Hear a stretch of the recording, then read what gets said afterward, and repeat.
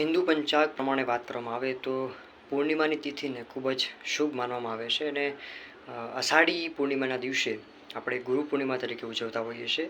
તો આપણા પહેલા ગુરુ કોણ? તો કે આપણા માતા પિતા. તમને તમારી ઉખાણ કરાવે તે એટલે ગુરુ.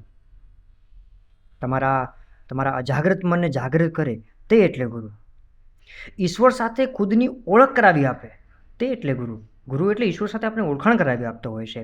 અને આ બ્રહ્માંડમાં આપણું વર્ચસ્વ શું છે એની જે આપણને પરખ કરાવે છે એ કોણ છે? તો કે આપણા ગુરુ છે. આપણા આધ્યાત્મિક જીવનને આપણે શિક્ષણથી લઈને દરેક વસ્તુ શીખવાડતો હોય તો એ કોણ છે? તો કે એ શિક્ષક છે. એ કૃષ્ણ હોય, રામ હોય, તો દરેકને ગુરુની જરૂર તો પડી જ હોય. આપણે તો સામાન્ય માણસ છીએ તો કેમ જરૂર ના પડે? આપણે કોણ છીએ, શા માટે છીએ, ક્યાંથી આવ્યા છીએ ને કેમ છીએ, આ પૃથ્વી પર આપણું રહેવાનું કારણ શું એ કોણ સમજાવે? તો કે ગુરુ. કે ગુરુ ગોવિંદ દોનો ખડે, ઇસકો લાગુ પાવ, બલિહારી ગુરુ આપકી, ગોવિંદ દિયો બતાવ. આપણી જિંદગી આ તાજના પત્તા જેવી છે.